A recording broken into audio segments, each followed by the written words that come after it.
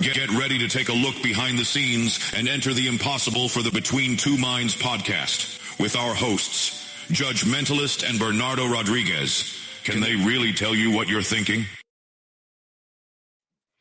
Good afternoon, everybody. It's Judge Mentalist again. And if it's just me and no Bernardo, me and a guest, that means we are doing yet another talk previewing some amazing information that's coming at to us for the upcoming 2025 Performing Hypnosis Summit. Now, on one of the previous episodes, I joked around about having a certain hypnotist who called me in the middle of the live broadcast. Hey, anything I gotta do to get some extra pub. I can almost, and there are no absolutes in this world, but I can almost guarantee you that hypnotist is unlikely to call me during this broadcast, because here he is, Colin Chapman. Good afternoon, sir. How are you? Good. So, here he is calling me. Of course he is. So I said almost. There are no guarantees in this world. And I was like, it's only a matter of time till I set this thing up, and here it comes. So I asked for it, even though I didn't ask for it. I asked for it. You asked for it. I did. So Colin, let's you're presenting it both online and in person, right? At this year's, the next year's, whatever, the upcoming Performing Hypnosis Summit. PHS. The PHS. So PHS rocks if you're looking for the hashtag. Yep. All we do on this podcast is talk about how great it is and how essential it is to be in the room. Let's go real brief. Your background in hypnosis, performance, etc., and then we want to get into what you're actually talking about. Great. So I got into hypnosis by accident. I was my mentor, I was in a sales position. My mentor wanted me to go learn everything I could about neuro-linguistic programming, then couldn't explain what the hell that was. Oh. And then I asked a friend who I knew had done some NLP training. He goes, "Oh, that's simple. All NLP is hypnotic suggestion without the formal induction into trance." At which point I said, "Hypnosis? That sounds like some Chuck Norris level badassery right there." And I went totally down into the rabbit hole. That happened in 2009. 2011, I opened up a clinical practice after having as a secret underground hobby. Sweet. Doing street hypnosis. Fantastic. Slow times at work. I go to a party. And if you brought a date with you to that party, that date had a bullseye on them because I was going for it. I actually, and this one of my, it's like, not only did I piss off the cancel culture Karens when this happened, when I did a video about it, it pissed some other cancel culture Karens off too. I actually got banned from a Starbucks for hypnotizing a barista who asked me to hypnotize her. And so I'm doing it for fun. 2011, I opened up my own practice, helping people out on the clinical side with sleep, stress, smoking, pain, performance. 2019, I almost got Epsteined by a drunk driver, ended up with a traumatic brain injury, PTSD. I was down to, my cognitive function was at 35% of what it was previously. And at that point, I realized the only thing I was qualified to do was to serve as president of the United States. They told me I was looking at 5 to 10 years to recover from the TBI and all eternity from the PTSD. That's not going to work for me. I fired that doctor with the help of my wife, put together a whole new medical team. And I got, much to my personal injury attorney's chagrin, I got a 100% clean bill of health in 6 months. Now, there are still people who insist, yeah, Colin has lost his damn mind. Okay, it's like the accident didn't change that shit. And I'm not going to argue this point, but my memory is better than ever. I'm sharper than ever. I am. I'm doing things better than ever. And one of the things that came out of that was I came with a very clear understanding from that experience. I'm not guaranteed to wake up and see the sun come up tomorrow. And this actually ties in very directly to what I'm doing at PHS. And because of that, I knew I had to make a decision. All this stuff I have been talking about doing, I needed to either shut up about it or go and do it. And Wait, are you promoting your PHS talk right now or my PHS talk right now? I'm promoting them. We're gonna and one of the things I've been talking a lot of smack about had been it had been doing the entertainment side of hypnosis. I had actually reached out to one of your previous guests from England for recommendations about who to learn from here in the States. And he informed me, well, if I wasn't committed enough to come to England and train with him personally, I would never amount to anything. So here we are. And so what this whole experience did was that it was that when I came back, I I was done talking and I started doing. Of course, right before the pandemic, we're here in Virginia, they outlawed all public performances for a while. But if you talk to my first trainer in the entertainment side, Michael C. Anthony, one of the things he'll tell you is that, look, it's like ask him about me. He'll tell you two things. One is Colin didn't let the pandemic slow him down. He kept putting in work. Number two, Colin took my course, learned from it, and then created his own show. Colin's show isn't anything like my show. And it's like, and I love and respect Michael a ton. But it's like, I'm not Michael. I don't want to do his show. Okay. It's like he gets to be Florida man. I'm not Florida man. Yeah. Okay.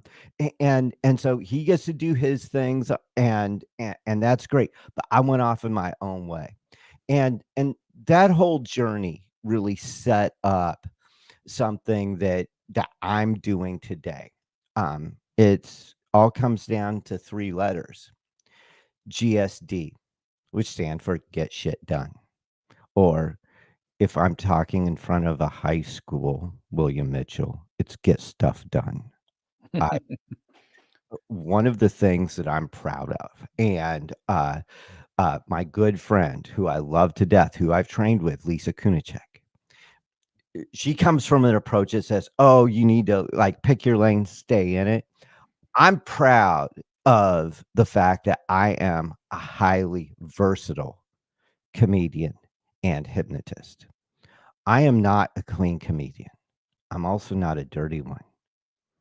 I do the show that's the right show for the audience who's in front of me and that the buyer who has booked me has asked for. And so I'm able to quickly adapt something like get shit done to get stuff done.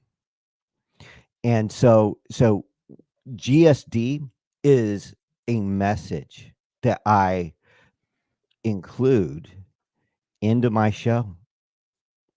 And one of the things about it when you start talking about GSD is you become way more productive.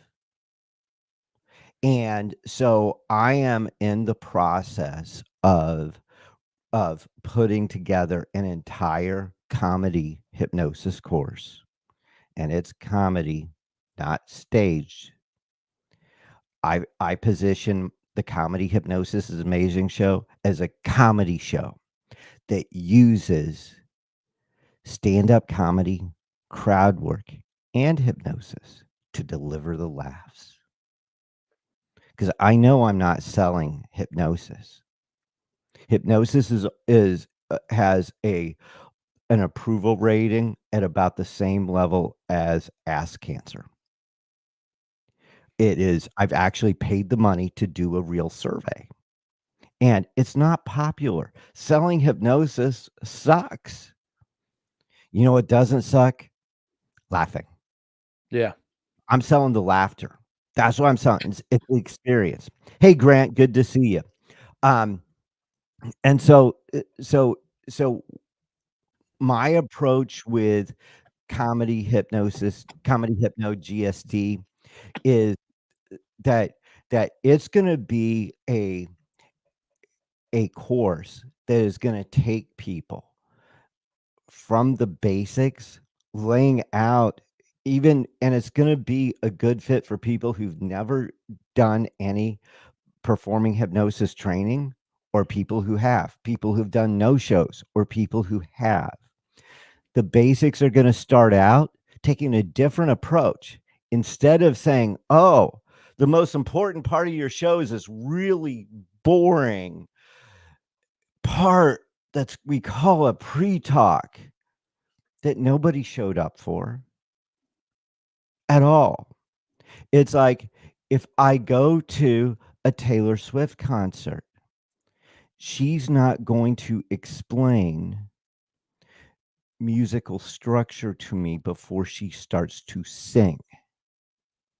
What is she gonna do? She's gonna go out there and she's gonna entertain me. That's what she's gonna do, and that's what I do. I open up my show with stand-up routine, and then I use that stand-up routine to break down for people how they just experienced the first hypnosis of the evening. And the reason why they didn't recognize it was hypnosis is because Hollywood has hypnotized them to think that hypnosis is mind control, and it's Yeah. scary and it's fake. And you probably came here thinking, many of you, there was no way you were going to be a volunteer. You just wanted to watch and see what happened. But let me tell you why you want to. I give people 4 reasons why. 1, people who volunteer get have more fun than anybody else in the building except for me. 2, people who come here up here, they're going to get a great story none of their friends are going to have, and that's pretty cool. 3, you get a chance to be one of the stars of the show and really show off your personality in ways that your friends and family here, coworkers haven't seen before. And finally, when it's all over, in about an hour, you're going to feel like you just had 8 hours of solid, restful sleep. By the way, that one is the closer. Because we've got an epidemic of people not sleeping in this country. For sure. I'm sure with Grant over in the UK, they got no problem sleeping because you guys do some really boring stuff on TV there. I've actually watched the BBC that they make you guys pay license fees for. No, it's like, man, I'd be out in 5 minutes on some of that stuff. And so comedy hypnosis GSD is going to bring people through a different approach to crafting a show. It's going to teach people that, hey, everybody has a funny bone. You're going to discover your comedy voice. You're going to discover some of the techniques in making stuff funny. You're going to And this is great because I'm assuming, and again, I haven't seen the presentation. I'm waiting till January to see it. I know little pieces, so I'm kind of leading myself with a question that I am confident that I know the Objection, answer. Your Honor. The presentation that you are going to do will certainly be super applicable in other entertainment spheres. It is not just, obviously you're tailoring this to hypnotists because it's at a hypnotist, in a hypnosis conference.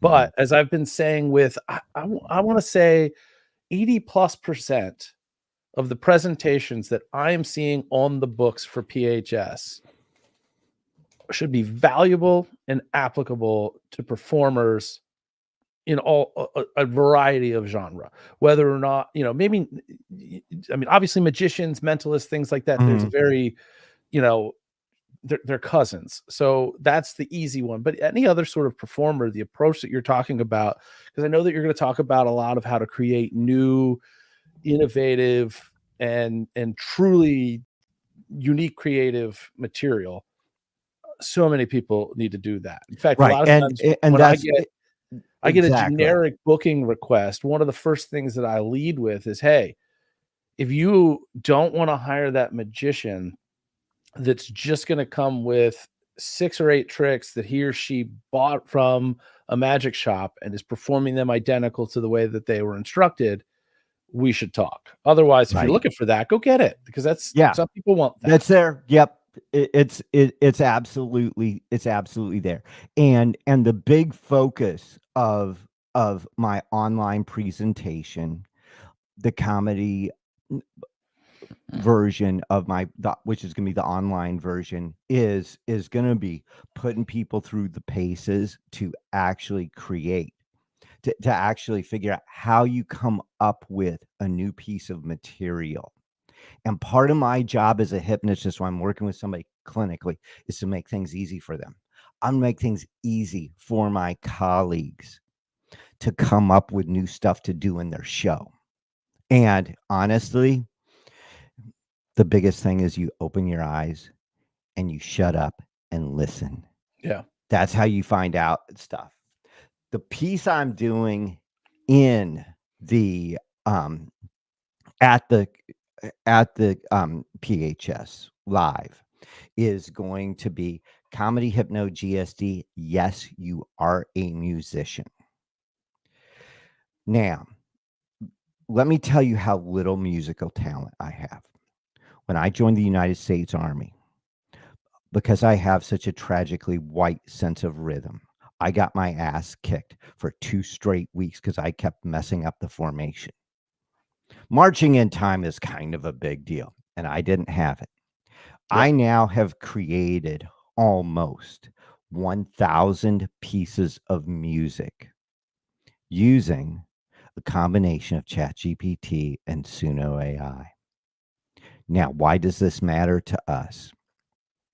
It matters to us because if you are using commercial music, you are screwing the person who booked you, because You're also screwing your ability to take most of that material and republish it in places that are going to help get you attention. you can't put it's like, and by the way, it's like I'm not going to call any of these wimps out by name, but if you're out there putting up photos of you at a venue before you perform, and I can't find any video of you actually doing your show, first off, you need to go get your testosterone checked if you're a guy, okay? You really do. Second, you're missing out. And most of y'all who are doing that, the stuff you're doing is not your original stuff. It was stuff that was first done when JFK was still alive. So nobody is going to rip you off. What you may need to be concerned about is somebody going to challenge you to take that and do it better? But guess what? Yeah. Why don't we want that? Look, I'm putting all it's like, as soon as I write a joke that I think I really like, I am getting it out there and I am putting it out on all the social media channels. Why am I doing that? First off, if you come in and you attempt to take that joke or take that hypnosis routine and rip me off, and I won't call out anybody from Scotland who has taken stuff from Michael C. Anthony and Mark Savard and used their word tracks word for word. But if you do it to me, I'm going to do to you exactly what Joe Rogan did to Carlos Mencia, which means I'm calling you out, and I don't care. It's like I'm gonna let everybody know that you're a hack. And because look, I don't have time to hire skilled attorneys like yourself, Jobeth. Okay. It's like, and what I don't damages? handle any of that copyright stuff, but go Yeah, ahead. I know, but it's like I don't have the emotional energy for that anyway. But you know what? I can I can roast pretty hard.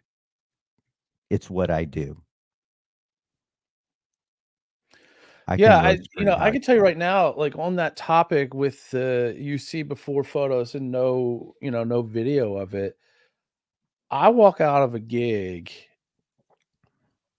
and my mind is racing for anywhere between 2 or 3, sometimes as many as 10 moments that I know that I have on video that I'm excited to go find, cut out, and figure out how I'm getting them out there Mhm, because they were look, mhm. if they made me fucking laugh, pardon my French, in the middle of that show, Yeah, somebody out there is gonna enjoy this. And I yeah. mean, the other night, and again, I hodgepodge all sorts of different stuff together with these shows, and I custom tailor them to what a lot of times, especially when I'm doing private stuff, which is the season that I'm in right now, not a lot of public shows, private stuff. Mhm, But like the other night, and unfortunately, I had an issue with the video, so I'm a little pissed. But I had a guy where I was doing the old school napkins or $100 bills routine, which serves as a runner throughout. mhm, And then another routine that involved getting pulled over by the police and coming up with an excuse mhm, to get out of the ticket. And I've got a guy sitting there at the end of the line, napkins all bottled up in hand here, just going like this. And if you mhm, and if you complete the picture of what this guy's doing in the moment, his hand with napkins in it, presumably $100 bills in mhm, trance, are going out the driver's side window. And I didn't ask him a damn thing. I was just setting the premise for we're going to come up, we all have those excuses. One day I'm going to tell a cop this, mhm. and this guy's just over there like this. I think it was even before I prompted him, and unfortunately the video died, and I don't know what happened. I've got it being diagnosed as we speak, where he's just bribing the cop. I didn't ask him Uh-huh. what he was doing. We got there, and it's just like, oh, like it kills me to not have that to be able, because that was like the one thing where I was like, oh, we got to go there first. Like I've got a track in my head of these are the moments that I noticed. And that's just layer Yep. one, because there's also sometimes between looking out at your audience and paying attention to your volunteers, there's usually just as many great moments that you miss as what you pick Mhm. up on. Right. So Absolutely. I did a Halloween party show on Saturday night, at a very, very nice home, 50 attendees there. Um, and one of the things I did was something I had never done before because I hadn't done any Halloween parties before. I gave my volunteers the suggestion that one of the things I discovered about Halloween costumes is whatever we choose as a Halloween costume that is our secret desire of what we really want to be. And it just so happened that the volunteers that I had and the combination and who was sitting next to each other created an awesome crowd work situation. you gotta love when that perfect storm just comes Oh, together. yeah, absolutely. And it was one of those shows that even when I screwed up, it went right. Afterwards, I'm talking to some audience members, and one of the questions I ask is, "So, what did you enjoy most in the show?" And, um, this one and there's, like, 6 people around, and this one woman says, "I love that part when you were hypnotizing everybody and you've got that nice, gentle music playing, and it switches to the hip hop all of a sudden." Okay, that happened because I screwed up. Okay. And it's like, that was hilarious. I was hoping you would do that again. And it's like, and it's like, dude, you know me. Okay, man. I'm very, very transparent. Okay. It's like, no, that was me screwing up. It's like, no, you were doing another bit. Yeah, of course you were. And see, that's the And one thing I tell people all the time. Like, look, no matter what goes wrong, everything is exactly right. Just go with it and be like it. So, look, I want to give a little shout out before we wrap this thing Mhm. up, because we are officially in international transatlantic podcast right now. We've got Grant Saunders chiming in. Hello, Grant from the UK. We've got Richard Cole up in Canada. And then, of course, us, just hey there, these Richard. sleazy little Americans here coming here. We are touching the globe in all the ways that are both appropriate and inappropriate. And you should be touching our globes at the Performing Hypnosis Summit in January of 2025. So awesome stuff, valuable stuff for any type of performer, not just hypnotists, especially hypnotists. But I keep urging a lot of my magician friends, because there's so much. This is a clear and obvious winner for those types of folks that are looking to be original in their material and original in the audio that is behind them. Also, and so many other presentations that are going to apply multicultural, as I'll say, across the different types of performance varieties. Any last thoughts before we cut out of here? I know that we were going to try to play some videos from some of your stuff. I'm going to link those in the YouTube channel after here, because we had some download, upload compatibility issues. That's 100. That one's 100% on me, because I didn't get you that stuff in time, which is all good. No worries. And but the 3 videos are going to actually lay out some things that actually we touched on here.